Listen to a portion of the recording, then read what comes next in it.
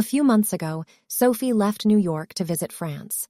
She had lived and worked as a teacher in France for many years, but after leaving, she decided to return to the country she missed. Sophie felt great as soon as she set foot in Paris. She started exploring the Eiffel Tower, the Louvre Museum, and the Seine River. However, a few days later, she found herself in an unusual situation. Everything around her seemed very different from what she had imagined.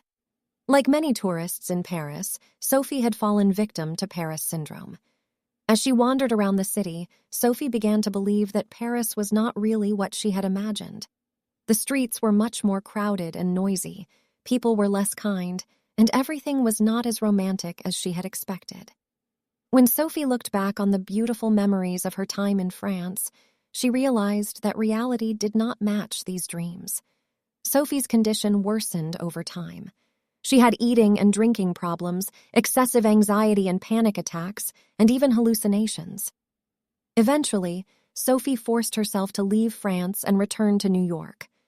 Paris syndrome refers to a psychological disorder experienced by tourists in Paris. This syndrome is particularly common among Japanese tourists, but can be seen in other tourists worldwide. The symptoms of the syndrome include severe disappointment, anxiety, hallucinations, and delusions, among other psychological symptoms. Paris syndrome can occur when tourists are confronted with the differences between their unrealistic Parisian fantasies and the realities of life and culture in Paris. Tourists are filled with positive thoughts about Paris, which is known as a romantic city. However, if real life does not match the idealized image in their minds, tourists may experience disappointment. Tourists may have difficulty coping with this disappointment, and symptoms may arise.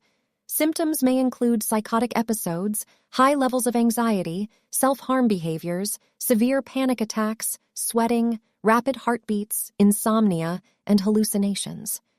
Paris syndrome usually resolves on its own within a few days or weeks.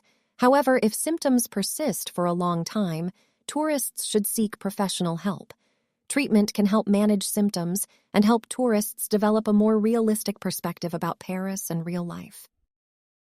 If you enjoy this video, please don't forget to subscribe the channel and like the video.